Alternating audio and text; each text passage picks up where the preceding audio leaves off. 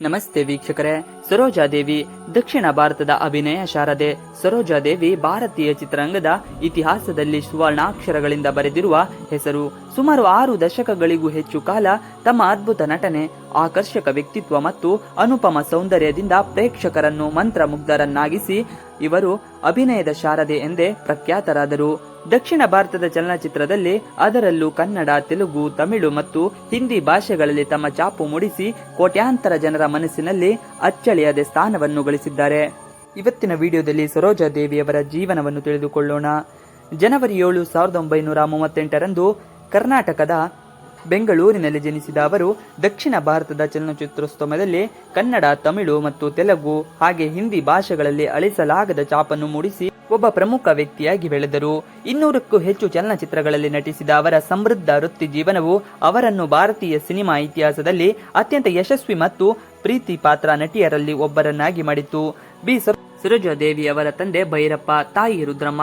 ಸರೋಜಾದೇವಿ ಅವರ ಬಾಲ್ಯದ ಹೆಸರು ಸರೋಜಮ್ಮ. ಚಿಕ್ಕ ವಯಸ್ಸಿನಿಂದಲೇ ಕಲೆಯ ಬಗ್ಗೆ ಅಪಾರ ಆಸಕ್ತಿ ಹೊಂದಿದ್ದ ಸರೋಜಾದೇವಿ ತಮ್ಮ ತಾಯಿಯಿಂದ ನೃತ್ಯ ಕಲೆಗಳನ್ನು ಕಲಿತರು. ಭರತನಾಟ್ಯದಲ್ಲಿ ಪರಿಣಿತಿ ಸಾಧಿಸಿದರು.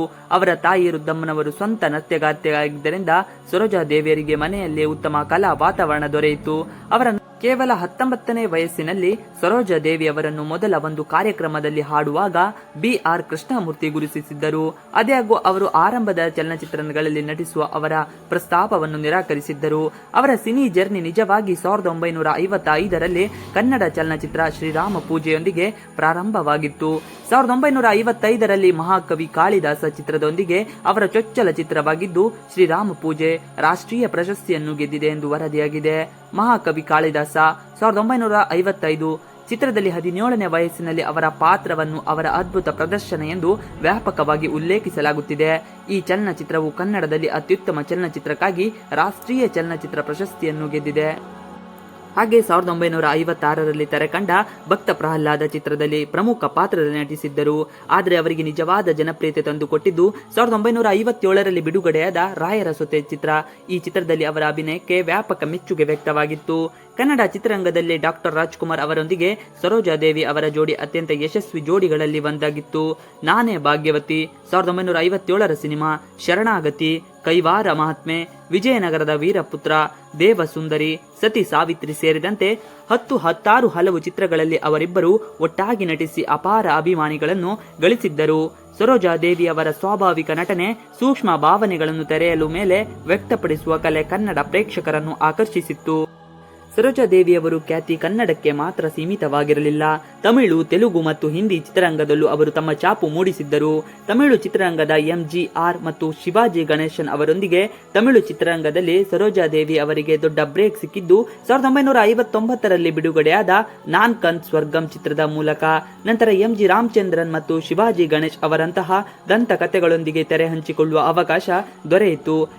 ಅವರು MGR ಅವರೊಂದಿಗೆ ಅನ್ಬುರವ್, ಪಡಗೊಟ್ಟಿ ಸೇರಿದಂತೆ ಅನೇಕ ಯಶಸ್ವಿ ಚಿತ್ರಗಳಲ್ಲಿ ನಟಿಸಿದ್ದರು. ಅವರ ಸುಂದರತೆ ಮತ್ತು ನೃತ್ಯ ಕೌಶಲ್ಯ MGR ಚಿತ್ರಗಳಿಗೆ ಹೊಸ ಆಯಾಮ ನೀಡಿತು. ಶಿವಾಜಿ ಗಣೇಶ್ ಅವರೊಂದಿಗೆ ಬಾಗಪಿರಾದಾಳ್, ಪಾಳನಿ, ತಾಯಿ ನಂತಹ ಚಿತ್ರಗಳಲ್ಲಿ ನಟಿಸಿ ತಮ್ಮ ನಟನಾ ಸಾಮರ್ಥ್ಯವನ್ನು ಸಾಬೀತುಪಡಿಸಿದ್ದರು. ತಮಿಳು ಚಿತ್ರರಂಗದಲ್ಲಿ ಸರೋಜಾದೇವಿಯವರು ಸುಮಾರು 100ಕ್ಕೂ ಹೆಚ್ಚು ಚಿತ್ರಗಳಲ್ಲಿ ನಟಿಸಿ ಅಲ್ಲಿನ ಪ್ರೇಕ್ಷಕರ ಮನಸ್ಸಿನಲ್ಲಿ ಕನ್ನಡತಿಯಾಗಿ ನೆಲೆಸಿದ್ದರು. ಇನ್ನು ತೆಲುಗು ಚಿತ್ರರಂಗಕ್ಕೆ ಸರೋಜಾದೇವಿಯವರು ಜನಪ್ರಿಯತೆ ಗಳಿಸಿದ್ದರು. NTR ಅವರೊಂದಿಗೆ ಅವರ ಜೋಡಿ ಬಹಳ ಪ್ರಸಿದ್ಧವಾಗಿತ್ತು. ಪಾಂಡುರಾಗ ಮಹಾತ್ಯಂ, ಜಗನ್ಮೋಹಿನಿ, ಕೃಷ್ಣ ಪ್ರೇಮ, ಶ್ರೀ ಕೃಷ್ಣಾರ್ಜುನ ಯುದ್ಧಂ ಮುಂತಾದ ಯಶಸ್ವಿ ಚಿತ್ರಗಳಲ್ಲಿ ಇವರಿಬ್ಬರು ಒಟ್ಟಾಗಿ ನಟಿಸಿದ್ದರು. ತೆಲುಗು ಪ್ರೇಕ್ಷಕರು ಸರೋಜಾದೇವಿ ಅವರನ್ನು ಸೌಂದರ್ಯದ ರಾಣಿ ಎಂದೇ ಹೊಗಳುತ್ತಿದ್ದರು. ಹಾಗೆ ಹಿಂದಿ ಚಿತ್ರರಂಗದಲ್ಲೂ ಸರೋಜಾದೇವಿ ಅವರು ತಮ್ಮ ಗುರುತು ಮೂಡಿಸಿದ್ದರು. 1961ರಲ್ಲಿ ತೆರೆಕಂಡ ಸುಸುರಲ್ ಚಿತ್ರದ ಮೂಲಕ ಬಾಲಿವುಡ್ಗೆ ಕಾಲಿಟ್ಟಿದ್ದರು. ರಾಜೇಂದ್ರ ಕುಮಾರ್ ಅವರೊಂದಿಗೆ ಈ ಚಿತ್ರದಲ್ಲಿ ನಟಿಸಿ ಹಿಂದಿ ಪ್ರೇಕ್ಷಕರ ಗಮನ ಸೆಳೆದ ನಂತರ ಗರ್ಲ್ ಫ್ರೆಂಡ್, ಪ್ಯಾರ್ ಮೊಹಬ್ಬತ್, ಪ್ರತಿದ್ವಂದ್ವಿ ಸೇರಿದಂತೆ 16 ಹಲವು ಚಿತ್ರಗಳಲ್ಲಿ ನಟಿಸಿದ್ದರು. ಹಿಂದಿ ಚಿತ್ರರಂಗದಲ್ಲಿ ಅವರು ಹೆಚ್ಚು ಕಾಲ ಸಕ್ರಿಯರಾಗದಿದ್ದರೂ ತಮ್ಮ ವಿಶಿಷ್ಟ ಶೈಲಿಯಿಂದ ಅಲ್ಲಿಯೂ ಮೆಚ್ಚುಗೆ ಗಳಿಸಿದ್ದರು. ಇನ್ನು ಸರೋಜಾದೇವಿಯವರ ವೈಯಕ್ತಿಕ ಜೀವನ. ಸರೋಜಾದೇವಿಯವರು ಮಾರ್ಚ್ 1, 1967ರಂದು ಶ್ರೀ ಹರ್ಷ ಅವರನ್ನು ವಿವಾಹ ಆದರು. ಅವರಿಗೆ 3 ಜನ ಮಕ್ಕಳಿದ್ದರು. ಅವರ ಮದುವೆ ಹೊರತಾಗಿಯೂ ಆ ಯುಗದಲ್ಲಿ ನಟಿಯರ ವೃತ್ತಿ ಜೀವನದಲ್ಲಿ ಇಳಿಮುಖಕ್ಕೆ ಕಾರಣವಾಗದಿದ್ದರೂ ಸರೋಜಾದೇವಿ ಬೆಳ್ಳಿ ಪರದೆಯ ಮೇಲೆ ತಮ್ಮ ಪ್ರಾಬಲ್ಯವನ್ನು ಮುಂದುವರಿಸಿದ್ದರು. ದುರದೃಷ್ಟವಶಾತ್ ಅವರು 1986ರಲ್ಲಿ ತಮ್ಮ ಪತಿ ಶ್ರೀಹರ್ಷ ಅವರನ್ನು ಕಳೆದುಕೊಂಡರು. ಈ ವೈಯಕ್ತಿಕ ದುರಂತದ ಹೊರತಾಗಿಯೂ ಅವರು ಚೇತರಿಸಿಕೊಂಡರು ಮತ್ತು ಚಲನಚಿತ್ರಗಳಲ್ಲಿ ತೊಡಗಿಸಿಕೊಳ್ಳುವುದಕ್ಕೂ ಮುಂದುವರಿಸಿದರು. ನಂತರದ ವರ್ಷಗಳಲ್ಲಿ ಕೆಲವೊಮ್ಮೆ ಪೋಷಕ ಪಾತ್ರಗಳು ನಿರ್ವಹಿಸಿದ್ದರು. ಅವರು ತಮ್ಮ ದಿವಂಗತ ಪತಿ, ಮಗಳು ಭುವನೇಶ್ವರಿ ಮತ್ತು ತಾಯಿಯ ಹೆಸರಿನಲ್ಲಿ ಹಲವಾರು ದೇಣಿಗೆ ಶಿಬಿರಗಳನ್ನು ಆಯೋಜಿಸಿದ್ದರು ಮತ್ತು ಚಾರಿಟೇಬಲ್ ಟ್ರಸ್ಟ್ಗಳು, ಪುನರ್ವಸತಿ ಕೇಂದ್ರಗಳನ್ನು ಮತ್ತು ಆರೋಗ್ಯ ಕಾರ್ಯಗಳನ್ನು ಸ್ಥಾಪಿಸಿದ್ದರು. ಸರೋಜಾದೇವಿ ಅವರು ಭಾರತೀಯ ಸಿನಿಮಾಗೆ ನೀಡಿದ ಕೊಡುಗೆಗಳು ಅವರ ನಟನಾ ಪಾತ್ರಗಳನ್ನು ಮೀರಿವೆ. ಅವರು ಕರ್ನಾಟಕ ಚಲನಚಿತ್ರ ಅಭಿವೃದ್ಧಿ ನಿಗಮದ ಅಧ್ಯಕ್ಷರಾಗಿ ಮತ್ತು ಬೆಂಗಳೂರಿನ ಕಂಠೀರವ ಸ್ಟುಡಿಯೋಸ್ ಅಧ್ಯಕ್ಷರಾಗಿ ಸೇವೆ ಸಲ್ಲಿಸಿದ್ದರು. ಅವರು 45ನೇ ಮತ್ತು 53ನೇ ರಾಷ್ಟ್ರೀಯ ಚಲನಚಿತ್ರ ಪ್ರಶಸ್ತಿಯನ್ನು ಸೇರಿದಂತೆ ಚಲನಚಿತ್ರ ಜೂರಿಗಳ ಅಧ್ಯಕ್ಷತೆ ವಹಿಸಿದ್ದರು.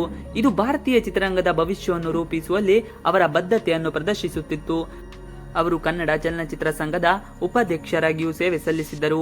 ಪರದೆಯ ಮೇಲೆ ಹೊತ್ತು ಹೊರಗೆ ಅವರ ಸೊಬಗು ಮತ್ತು ಸಭ್ಯತೆ ಅನೇಕರಿಗೆ ರೋಲ್ ಮಾಡೆಲ್ ಆಗಿ ಮಾಡಿತ್ತು. ಅವರು ಮಹಿಳೆಯರ ಘನತೆಯ ಚಿತ್ರಣ ಮತ್ತು ಅವರ ಅಭಿವ್ಯಕ್ತ ನಟನೆ ಮತ್ತು ಆಕರ್ಷಕ ಪರದೆಯ ಉಪಸ್ಥಿತಿಯ ಮೂಲಕ ಪ್ರೇಕ್ಷಕರೊಂದಿಗೆ ಸಂಪರ್ಕ ಸಾಧಿಸುವ ಸಾಮರ್ಥ್ಯಕ್ಕೆ ಹೆಸರುವಾಸಿಯಾಗಿದ್ದರು. ಪ್ರಶಸ್ತಿಗಳು ಮತ್ತು ಗೌರವಗಳು.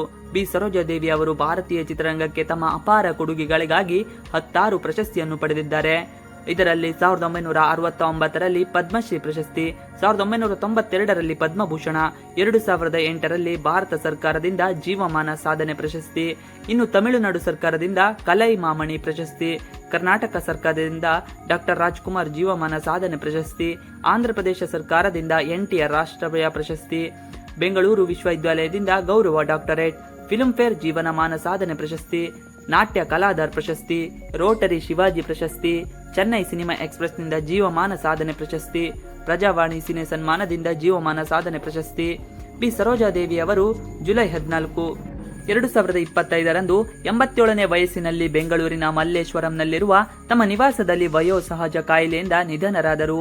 ಅವರ ನಿಧನವು ಭಾರತೀಯ ಚಿತ್ರರಂಗದಲ್ಲಿ ಒಂದು ಯುಗದ ಅಂತ್ಯವನ್ನು ಸೂಚಿಸುತ್ತದೆ. ಸರೋಜಾದೇವಿಯವರ ನಟನೆಯ ಪ್ರಮುಖ ಲಕ್ಷಣವೆಂದರೆ ಅವರ ಸಹಜತೆ ಮತ್ತು ಅಭಿವ್ಯಕ್ತಿಯತೆ. ಅವರ ಕಣ್ಣುಗಳಲ್ಲಿನ ಕಾಂತಿ, ಮುಖದಲ್ಲಿರುವ ಭಾವನೆಗಳ ಬದಲಾವಣೆ, ನೃತ್ಯದಲ್ಲಿನ ಲೀಲಾಜಾಲತೆ ಪ್ರೇಕ್ಷಕರನ್ನು ಸೆಳೆಯುತ್ತಿತ್ತು. ಅವರು ಯಾವುದೇ ಪಾತ್ರಕ್ಕೆ ಜೀವ ತುಂಬುವ ಸಾಮರ್ಥ್ಯ ಹೊಂದಿದ್ದರು. ಅದು ಪೌರಾಣಿಕ ಪಾತ್ರವಾಗಲಿ, ಸಾಮಾಜಿಕ ಪಾತ್ರವಾಗಲಿ ಅಥವಾ ಐತಿಹಾಸಿಕ ಪಾತ್ರವಾಗಲಿ. ಅವರು ತಮ್ಮ ವೃತ್ತಿ ಜೀವನದಲ್ಲಿ 200ಕ್ಕೂ ಹೆಚ್ಚು ಚಿತ್ರಗಳಲ್ಲಿ ನಟಿಸಿದ್ದಾರೆ. ಇವರ ನಟನಾ ಶೈಲಿ ಮುಂದಿನ ಪೀಳಿಗೆಯ ಕಲಾವಿದರಿಗೆ ಸ್ಫೂರ್ತಿಯಾಗಲಿದೆ. ದಕ್ಷಿಣ ಭಾರತದಾದ್ಯಂತ ಅಪಾರ ಅಭಿಮಾನಿಗಳನ್ನು ಹೊಂದಿರುವ ಸರೋಜಾದೇವಿ ಕೇವಲ ಒಬ್ಬ ನಟಿಯಾಗಿ ಮಾತ್ರವಲ್ಲ, ಒಬ್ಬ ಸಾಂಸ್ಕೃತಿಕ ಐಕಾನ್ ಆಗಿ ಹೊರಹೊಮ್ಮಿದ್ದಾರೆ. ಇಂದಿಗೂ ಅವರ ಚಿತ್ರಗಳು ಮತ್ತು ಹಾಡುಗಳು ಪ್ರೇಕ್ಷಕರ ಮನಸ್ಸಿನಲ್ಲಿ ಜೀವಂತವಾಗಿದೆ. ವಯಸ್ಸಾದರೂ ಸರೋಜಾದೇವಿಯವರ ಜನಪ್ರಿಯತೆ ಕುಂದಿಲ್ಲ. ಅವರು ವಿವಿಧ ಕಾರ್ಯಕ್ರಮಗಳು, ಪ್ರಶಸ್ತಿ ಸಮಾರಂಭಗಳಲ್ಲಿ ಭಾಗವಹಿಸುತ್ತಾ ಯುವ ಕಲಾವಿದರಿಗೆ ಪ್ರೋತ್ಸಾಹ ನೀಡುತ್ತಿದ್ದಾರೆ. ಸರೋಜಾದೇವಿಯವರ ಹೆಸರು ಅಜರಾಮರ. ಇವಿಷ್ಟು ಇವತ್ತಿನ ವಿಡಿಯೋ. ಈ ವಿಡಿಯೋ ನಿಮಗೆ ಇಷ್ಟ ಆದರೆ please like, share and subscribe ಮಾಡಿ. ನೀವು ನಮ್ಮ ಯೂಟ್ಯೂಬ್ ಚಾನಲ್ಗೆ ಸಬ್ಸ್ಕ್ರೈಬ್ ಆಗಿಲ್ಲ ಅಂದರೆ ಬೇಗ ಸಬ್ಸ್ಕ್ರೈಬ್ ಮಾಡ್ಕೊಳ್ಳಿ. ನಾವು ಹಾಕುವಂಥ ಎಲ್ಲ ವಿಡಿಯೋಗಳು ನಿಮಗೆ ನೋಟಿಫಿಕೇಶನ್ ಮುಖಾಂತರ ದೊರೆಯುತ್ತದೆ. Thanks for watching video. Please like, share and subscribe our channel for more